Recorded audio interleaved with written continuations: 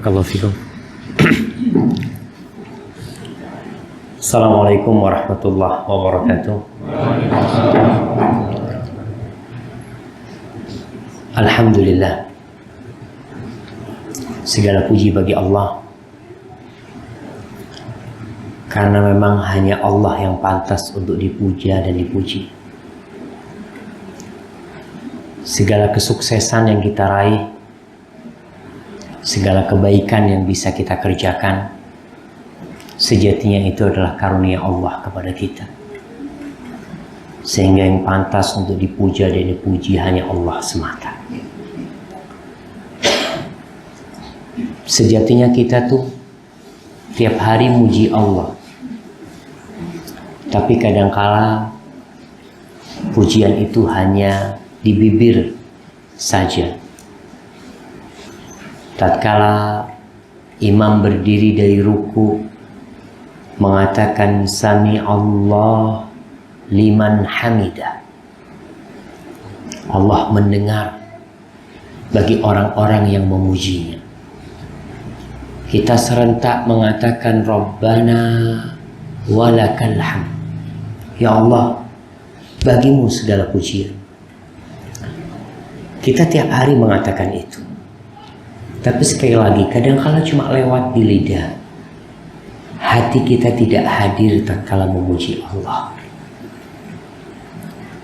Maka semoga mulai malam ini pujian-pujian itu melekat di dalam hati dan terlontar dalam lisan kita, karena kita memang meyakini hanya Allah yang pantas dipuji. Tidak ada lagi perasaan di diri kita, aku telah berbuat ini, aku telah melakukan ini. Karena semua kebaikan itu dari Allah dan keburukan itu dari dirimu sendiri. Allahumma salli wa sallim wa zid wa barik wa an'im ala sayyidina wa maulana Muhammadin wa ala alihi wa ashabihi ajma'in. Ya Allah, semoga salawatmu, salam berkah dan nikmatmu senantiasa kau curahkan untuk hamba kekasihmu, untuk manusia termulia yang hari ini kita akan berbicara sedikit tentang beliau, untuk manusia terbaik yang pernah menginjakkan kakinya di muka bumi ini. Tapi ternyata sampai hari ini masih saja ada suara-suara sumbang tentang Nabi kita Muhammad SAW. Tidak sedikit orang-orang yang di luar Islam yang ingin membuat orang Islam sendiri jadi takut sama Islam, dan orang yang di luar Islam jadi khawatir untuk masuk ke dalam agama Islam. Tapi kita tidak perlu khawatir, karena Allah mengatakan inna kafainakal mustahzi'in, kami telah mencukupimu tentang orang-orang yang bakal mencacimu, mencelamu dengan berbagai celaan. Allah sudah mencukupinya. Tapi kita dituntut sebagai umatnya untuk terus mengkaji tentang Rasulullah SAW. Ana sedih tatkala yang menjadi suri tauladan kebanyakan kita bukan orang-orang soleh. Kemarin sempat kita di Sidoarjo pas hari Ahad, ramai macet. Ana tanya sama yang nganter, ada apa mas? Kata dia, mungkin ada acara mas. Itu acara anak-anak muda, cewek-cewek sama cowok. Ternyata tahu acaranya apa? Meet and greet artis. Ramai. Mereka berjumpa dan mengagumi para pendusta. Artis itu para pendusta, karena memang dia pemain lakon. Hari ini bisa jadi orang baik, nanti main film depan jadi perampok dia. Main film lagi mungkin jadi ustadz. Memang dia sesuai dengan bayaran yang dia terima dan lakon yang harus dia kerjakan. Dan itu menjadi suri tauladan kebanyakan anak-anak muda sekarang. Kalau nggak mereka pemain bola yang subhanallah Dia beli kaosnya nomor 9, nomor 10. Lalu dia main bola. Itu dia main bola menghayati yang punya kaos itu. Gayanya mirip dengan yang seperti itu. Kalau masa muda dihabiskan dengan seperti itu, kira-kira tuanya gimana? Alhamdulillah kalau tua ini kebanyakan orang ke masjid. Habis pensiun, tidak ada kerjaan, mau kemana? Ya sudah, Ustaz. Taubat sudah. Iya kalau umurmu sampai ke masa pensiun. Kalau enggak, maka semoga salat dan salam senantiasa tercurahkan untuk baginda Nabi kita, untuk keluarga beliau, untuk istri-istri beliau, untuk putra-putri beliau, dan untuk seluruh sahabat Nabi. Semoga Allah meridai kita bersama mereka. Amma ba'd. Jamaah rahimakumullah, berbicara tentang sehat. Allah, sehat ini termasuk nikmat yang paling besar. Bahkan nikmat sehat ini lebih utama daripada harta. Sebagian orang tidak mensyukuri nikmat sehat. Pernah suatu hari Rasulullah SAW keluar dari rumahnya. Dalam hadis riwayat Imam Bukhari dalam Adabul Mufrad, beliau keluar dari rumahnya dalam kondisi habis mandi, habis keramas kalau kata orang sekarang. Apa kata para sahabat? Ka'annahu qad alamma bi ahli. Kayaknya Nabi ini habis tidur sama istrinya, kata para sahabat. Kelihatan seger sekali wajah. Sahabat itu lagi berbicara tentang fulus, tentang kekayaan. Apa kata Nabi SAW? La ba'sa bil ghina liman ittaqa. Nggak apa-apa kekayaan itu. Catatannya buat orang yang bertakwa. Karena kalau orang kaya nggak bertakwa, kira-kira duitnya lari kemana? Lari ke dosa. Dia punya duit, dia bisa beli segala sesuatu.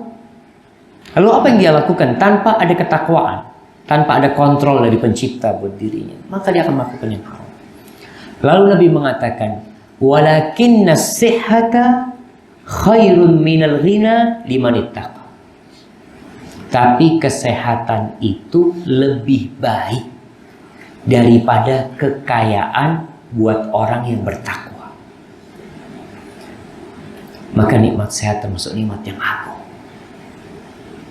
Akan tetapi banyak di antara kita beranggapan nikmat itu fulus. Dapat fulus, alhamdulillah. Tiap hari sehat, nggak pernah alhamdulillah. Cuma memang seperti itu kita. Kita dikasih sehat setahun, sehari sakit, kita akan tahu nikmat sehat itu. Ada orang yang harus pasang ring. Ada orang yang tidak boleh lagi makan manis-manis. Ada orang yang kalau makan yang enak, kakinya kesemutan. Kalau makan gak enak, gak apa-apa. Kalau makan yang enak-enak, kakinya mulai kesemutan. Subhanallah. Maka ketahuilah buat orang-orang yang kadang-kala menengok ke atas, melihat orang-orang yang rumahnya bagus, mobilnya mewah, kemudian dia tidak mensyukuri nikmat yang Allah berikan kepada dia. Rasulullah SAW mengatakan, ni'matani maghbunun fihima katsirun minan nas. Ada dua nikmat yang kebanyakan manusia tertipu dengan nikmat itu. Artinya dua nikmat ini tidak dimanfaatkan dengan baik.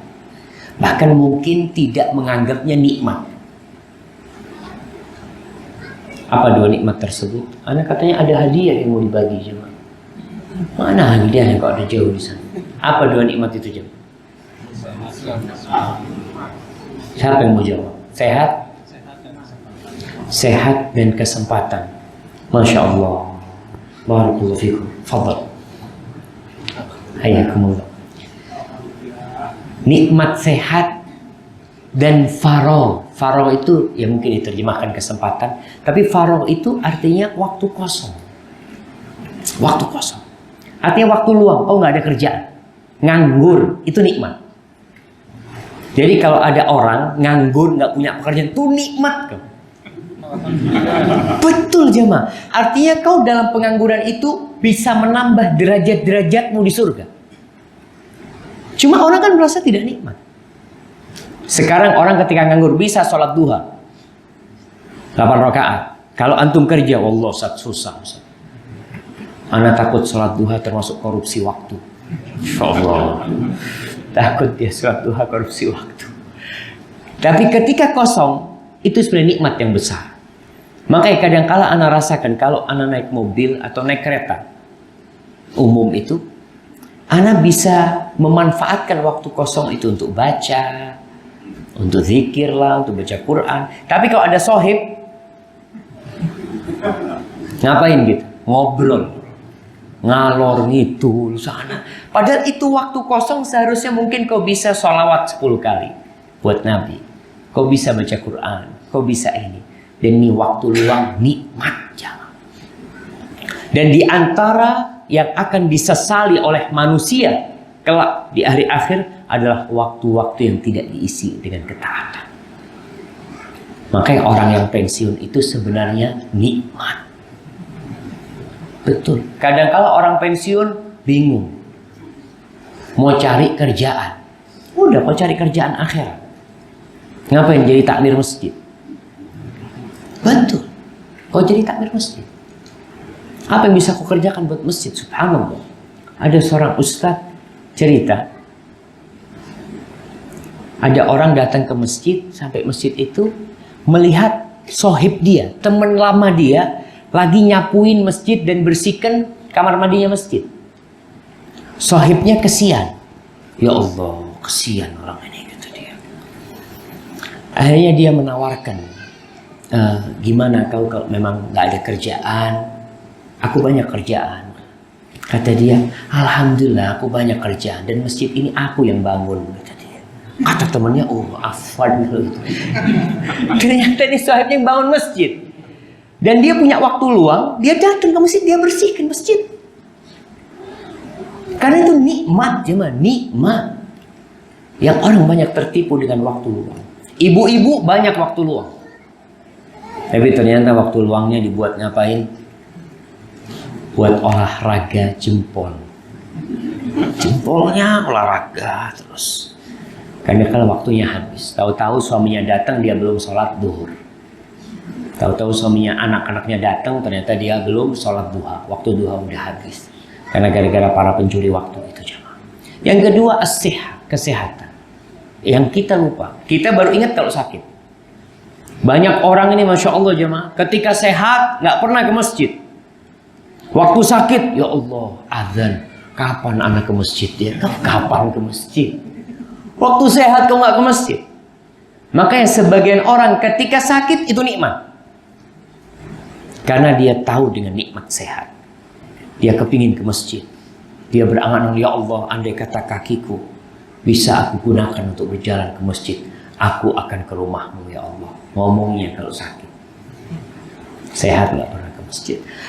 Ahibati fillah, Rasulullah SAW mengatakan, man asbaha aminan fi sirbihi, mu'afan fi jasadihi, indahu qutu yaumihi, faka'annama hizat lahu dunya bihadafiriha. Kata Rasul SAW, barang siapa yang merasa aman di rumahnya, di tempat tinggal, nggak harus rumah itu milik dia, nggak harus. Bisa jadi rumah kontrakan, tapi dia merasa aman, tidak dikejar-kejar uang kontrakan sama pemilik rumah, tidak ada perampokan, tidak ada peperangan di negerinya, tidak ada bencana, dia merasa aman. Yang kedua, mu'afan fi jasadihi, sehat badannya. Indahu qutu yaumi, dia punya yang dia makan hari itu. Nabi tidak berbicara setahun ke depan.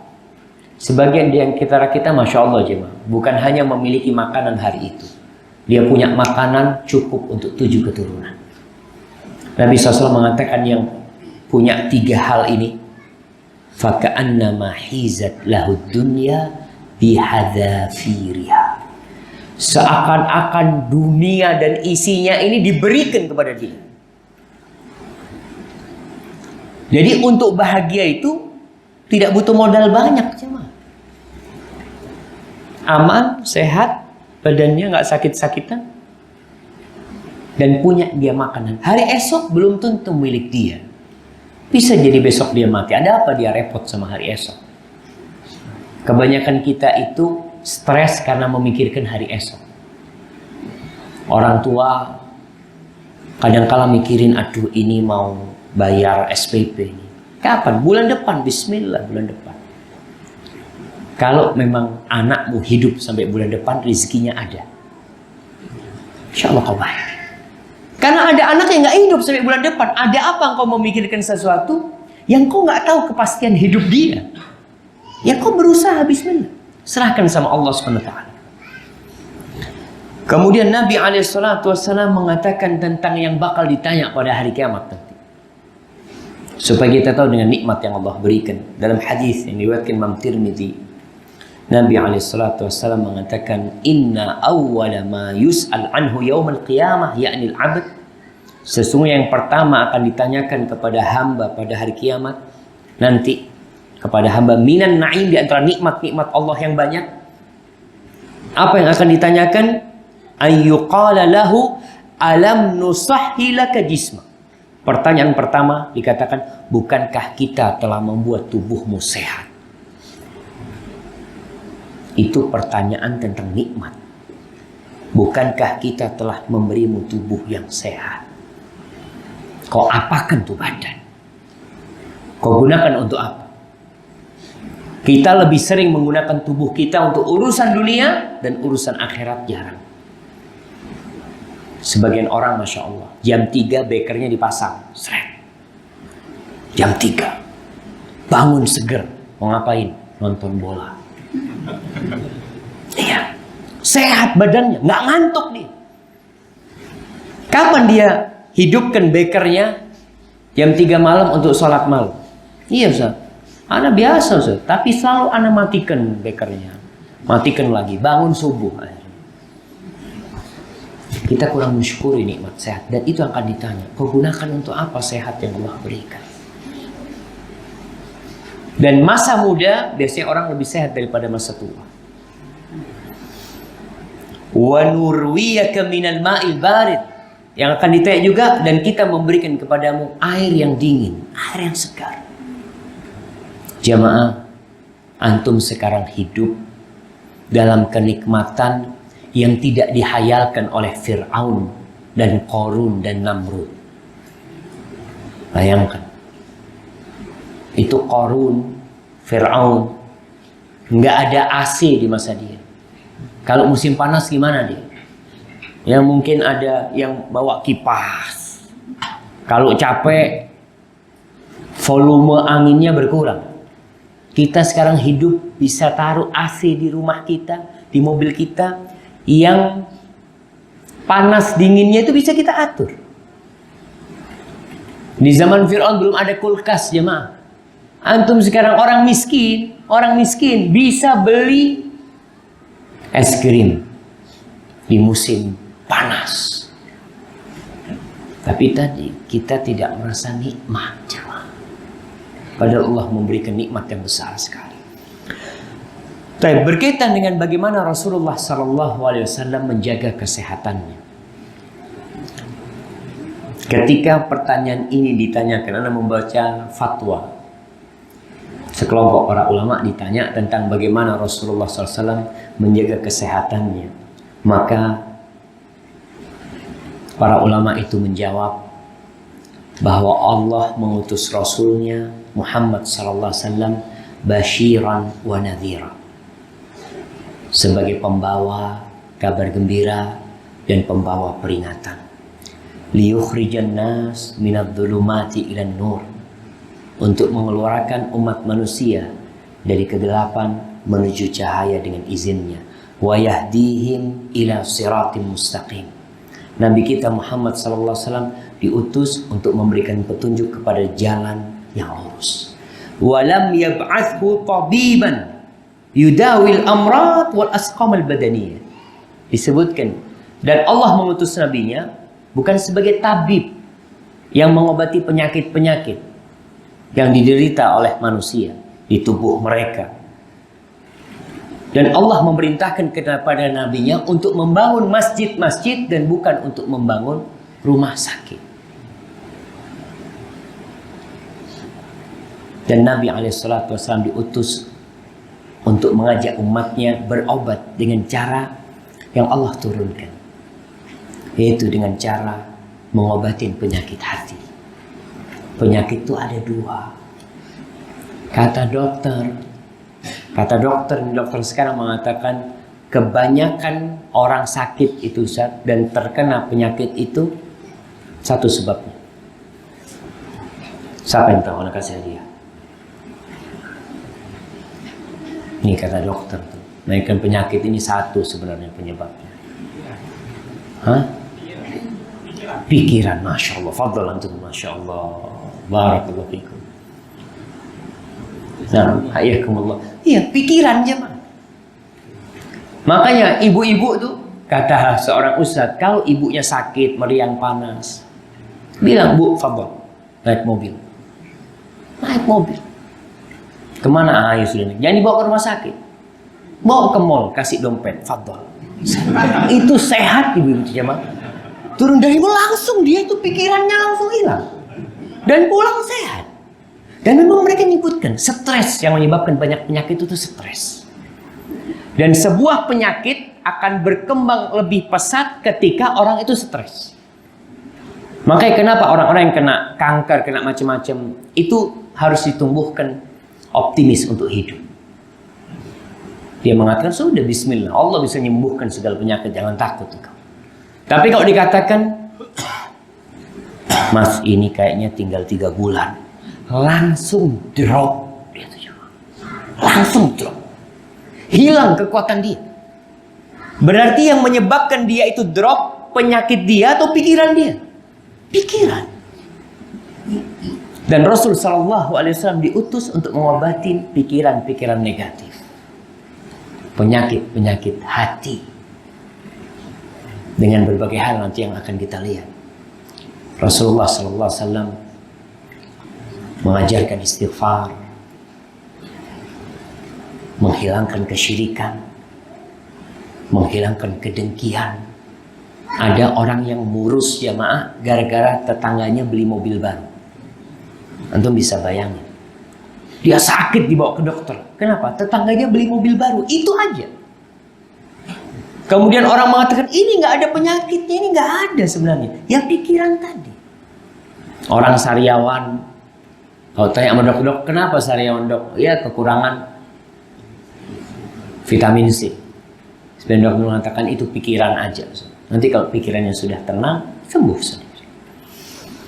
Ahibati fillah, Al-Imam Ibnul Qayyim rahimahullahu ta'ala di dalam kitabnya yang perlu setiap muslim untuk membaca kitab ini. Kitab itu judulnya Zadul Ma'ad fi Hadi Khairil Ibad. Bekal untuk hari kebangkitan. Di situ isinya penjelasan tentang perjalanan hidup Nabi SAW. Bagaimana Nabi SAW sejak lahir sampai meninggal. Orang-orang sukses sekarang aja bukunya laris. Biografi, Fulan bikin biografi. Fulan bikin biografi, siapa? Dahlan Iskan bikin buku.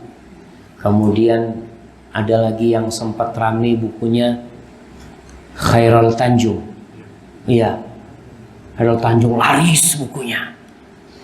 Tapi kenapa buku tentang Rasul SAW kok nggak laris? Kok kita tidak tertarik untuk membahasnya? Padahal dia yang diutus untuk menyelamatkan kita di dunia dan di akhirat. Nabi kita SAW yang mengajarkan kepada kita doa, Rabbana atina fid dunya hasanah wa fil akhirati hasanah wa qina adzabannar.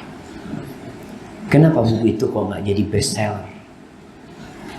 Setiap rumah orang tua, nak baca nak, nih mau sukses itu butuh perjuangan. Hanya untuk urusan dunia. Ibnul Qayyim rahimahullah ta'ala membahas semuanya. Bahkan di jilid yang keempat atau kelima di situ ada pembahasan khusus tentang at-tibbun nabawi. Bagaimana Rasulullah SAW menjaga kesehatannya. Beliau menjelaskan dalam kitabnya ini tentang 3 landasan utama menjaga kesehatan orang supaya hidup sehat. Beliau mengatakan, Allah berfirman, wa kulu washrabu wa la tusrifu. Kalian makan, minum, dan jangan berlebih-lebihan. Karena berlebih-lebihan itulah yang menyebabkan orang sakit. Dalam sebuah hadis disebutkan, kul washrab walbas wa tasaddaq min ghairi sarafin wala makhilah. Kau silahkan makan, kau silahkan minum bebas. Mau makan apa, mau minum apa selama itu halal, mau pakai baju apa selama itu halal, mau sedekah tafadhol, dengan catatan tidak berlebih-lebihan dan tidak sombong. Orang itu berlebih-lebihan yang menyebabkan dia jadi sakit, jemaah. Nabi SAW itu dada dan perutnya apa? Lurus, jemaah. Ada apa? Six pack, nggak tahu kalau six pack. Tapi yang jelas artinya perut Nabi SAW tidak maju. Rasul SAW. Iyalah, Nabi sering puasa, ya kita harus sering puasa. Kalau mau sehat kayak Nabi SAW. Tapi Ustaz, aneh puasa Ramadan, herannya bisa nambah berat badan, Ustaz. Ada yang salah puasanya. Orang puasa seharusnya turun beratnya. Orang puasa itu seharusnya turun beratnya. Kenapa? Karena makannya kan berkurang. Kalau nggak puasa dia makannya 3 kali. Tapi ternyata dia puasa makannya 5 kali. Insya Allah. Maghrib, azan, makan. Takjil, Ustaz. Takjil. Subhanallah. Kau tahu Rasul SAW? Beliau itu berbukanya apa? Rutop, kurma muda. Kalau ada. Ini bicara kalau ada. Kalau nggak ada, kurma kering. Kalau nggak ada, beliau minum air. Sholat ke masjid. Selesai. Kalau kita semuanya ada. Takjilnya antum lihat apa takjilnya orang? Kurma, sunnah, Ustaz, kurma, Ustaz. Yes, kurmanya sunnah. Seharusnya kau makan kurma, urutap, lalu kau sholat. Tapi kita tidak, kurma, kolak, ketan, apa? Alhamdulillah. Habis gitu sudah takjilnya selesai, sholat. Habis sholat, assalamualaikum, alhamdulillah, makan. Baru makan sekarang. Nanti habis tarawih istrinya datang, Mas, ada kata orang muda genlangken. Apa? Ada yang bisa untuk ganjel lah. Mas, apa yang mau diganjel dia, Mas? Dari tadi sudah makan itu masih ditambahin lagi. Subhanallah. Ini salah satu gaya hidup sehat yang kita lupa. Kita makan terlalu banyak, terlalu berlebihan. Kemudian Ibnul Qayyim menjelaskan bagaimana penyakit badan ini seharusnya dihindari. Beliau mengatakan di surat An-Nur ayat 61, Allah menjelaskan, "Laisa 'alal a'ma haraj." Buat orang yang buta itu tidak ada kesulitan buat dia. Tidak ada hal yang memberatkan buat dia. Wala 'alal a'raji haraj. Buat orang yang pincang, yang nggak bisa berangkat jihad fisabilillah, nggak apa-apa nggak berangkat. Wala 'alal maridi haraj. Buat orang yang sakit nggak apa-apa. Islam ini agama yang memudahkan. Di sini disebutkan tentang penyakit badan. Bagaimana agama Islam datang tidak serta-merta menganggap semua orang itu sama. Enggak. Kita akan lihat syariatnya. Orang yang sakit nggak bisa berdiri sholat, duduk. Jangan maksakan diri. Bahaya kau maksakan diri. Nanti kau malah lebih parah. Maka Ibnu Qayyim menyebutkan bahwasanya disebutkan penyakit badan ini di 3 hal. Yang pertama ketika haji. Yang kedua ketika puasa. Dan yang ketiga ketika berwudu. Ketika haji, puasa, dan wudu. Kenapa? Beliau menjelaskan ini karena ada rahasia yang agung dari Al-Quran Karim. Orang kalau paham nih, insya Allah nggak butuh lagi sudah. Dengan tips-tips kesehatan yang lainnya kita. Beliau menjelaskan karena ada 3 pilar kesehatan badan. Yang pertama, menjaga kesehatan itu sendiri. Jangan sampai sakit. Dijaga. Yang kedua, mencegah. Jangan sampai penyakit itu datang. Yang ketiga, membuang racun dari tubuh. Membuang racun yang sekarang istilahnya apa? Detox. Sekarang mereka berbicara tentang buah-buah yang antioksidan apa macam-macam. Itu Ibnu Qayyim udah jelaskan tuh. Bagaimana di dalam Al-Quran ada penjelasan tentang hal itu. Berkaitan dengan 3 hal ini tentang puasa. Ketika Allah mengatakan faman kana minkum maridan au ala safarin fa'iddatun min ayyamin ukhra. Barang siapa di antara kalian sakit atau sedang musafir, maka jangan puasa. Jangan puasa. Maka gantilah di hari-hari yang lain. Di sini disebutkan bahwasanya jangan sampai orang itu yang sakit atau yang musafir, namanya musafir banyak jalan ya, kondisinya susah, akhirnya dia jatuh sakit. Jangan sampai. Maka jangan puasa kok pada waktu itu. Musafir jangan memberatkan diri. Mengatakan anak kuat, berangkat. Sebagian orang berangkat umroh bulan Ramadan. Masya Allah. Dia nggak anakan puasa.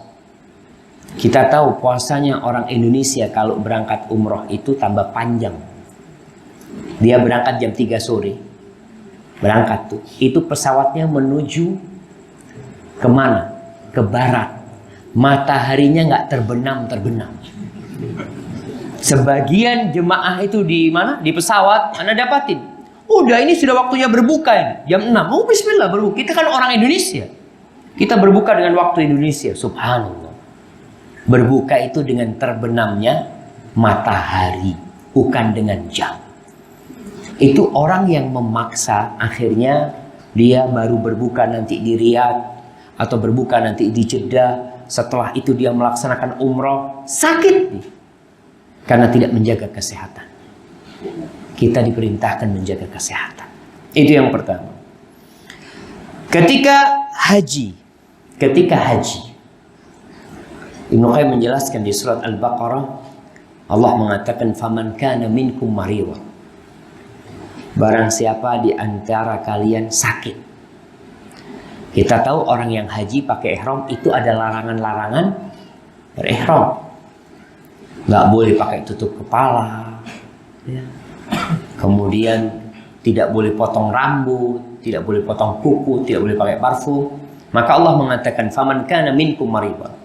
Barang siapa di antara kalian sakit, au bihi adzan min ra'sihi, atau ada penyakit, ada kutu di kepalanya. Ada sesuatu yang merusak di kepalanya itu, yang membuat dia gatal, dia apa? Apa kata Allah? Fafidyatun min siyamin au shadaqatin au nusuk. Maka boleh dia melakukan pelanggaran. Artinya larangan ihram itu dia langgar, tapi dia mengganti dengan puasa atau sedekah atau potong kambing. Demi apa? Demi menghilangkan racun-racun di kepalanya. Dulu rambutnya orang itu panjang, jemaah. Ketika ada kutu di rambutnya, Masya Allah. Sekarang orang laki jarang yang ada kutunya. Dulu mereka banyak kutunya. Bagaimana untuk menjaga kesehatan orang ini? Gundul. Biar hilang.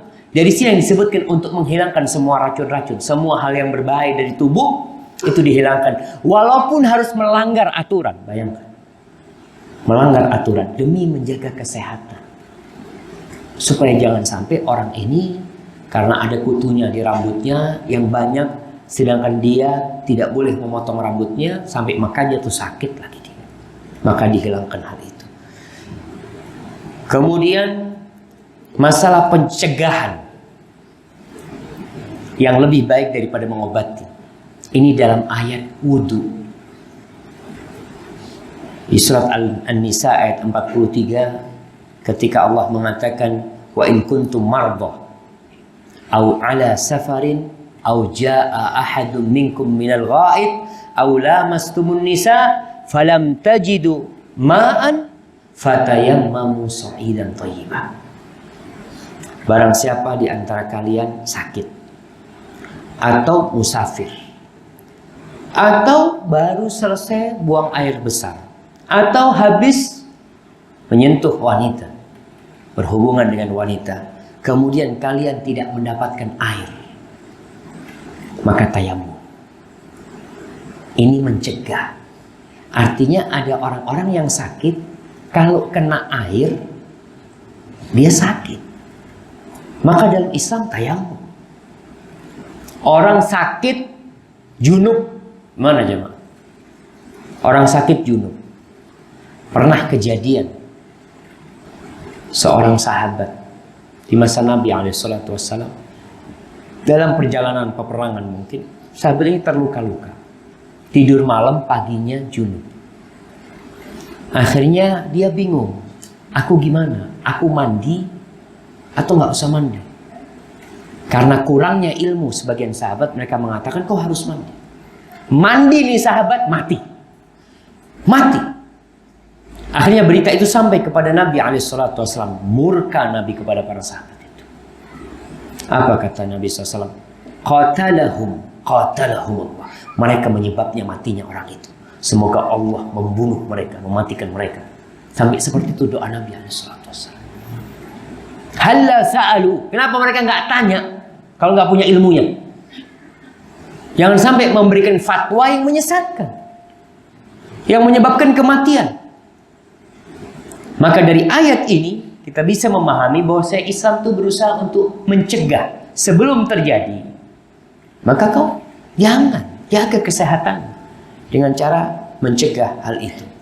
Jamaah rahimakumullah, adapun hadis-hadis Rasul SAW tentang bagaimana beliau menjaga kesehatannya.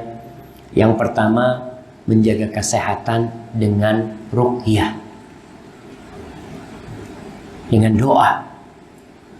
Karena kita tahu sejatinya yang menyembuhkan kita itu bukan obat. Bukan, yang menyembuhkan itu Allah. Buktinya ada orang sakit minum obat paracetamol. 5 orang dikasih paracetamol, 2 sehat, yang 3 tetap sakit. Oleh karena itu sebagian dokter ngomong sama orang yang sakit, ini diminum 3 hari. Kalau masih sakit, balik lagi. Ada orang yang 2 hari sembuh. Ada orang yang sehari sembuh. Ada orang yang 3 hari balik lagi ke dokter, nggak sembuh. Karena apa? Karena yang menyembuhkan memang bukan dokter dan bukan obat. Yang menyembuhkan itu Allah. Maka ya Rasul SAW mengajarkan kepada kita doa yang dibaca tiap pagi dan sore. Apa doa minta sehat yang dibaca tiap pagi dan sore? Nah, kasih hadiah.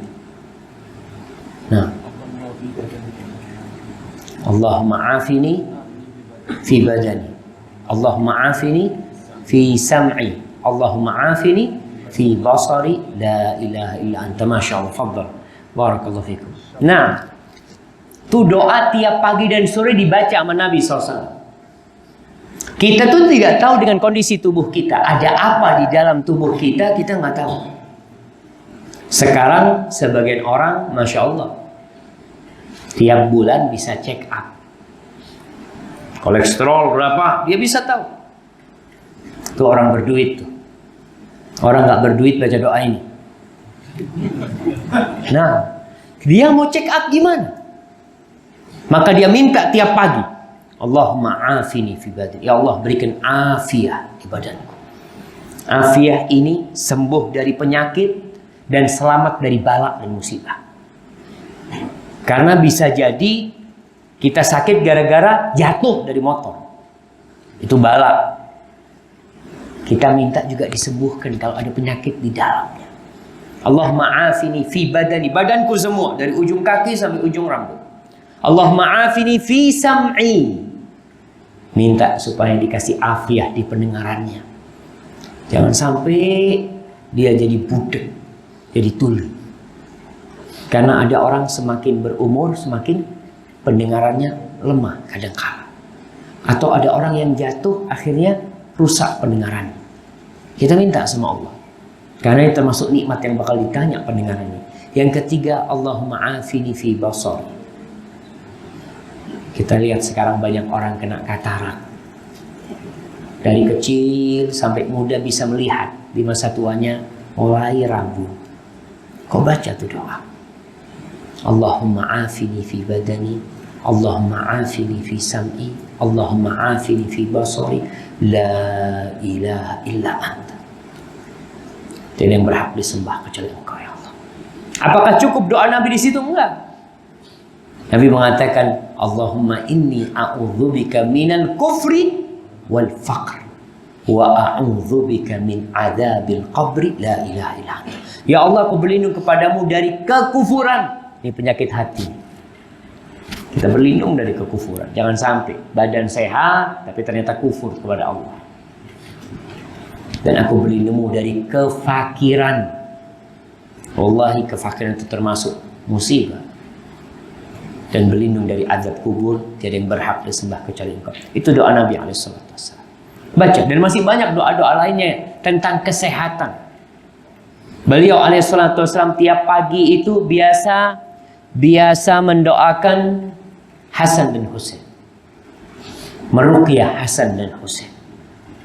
Sambil mengatakan, u'idzukuma bikalimatillahi tammat min syarri syaitanin wahama wa min kulli ainin lama.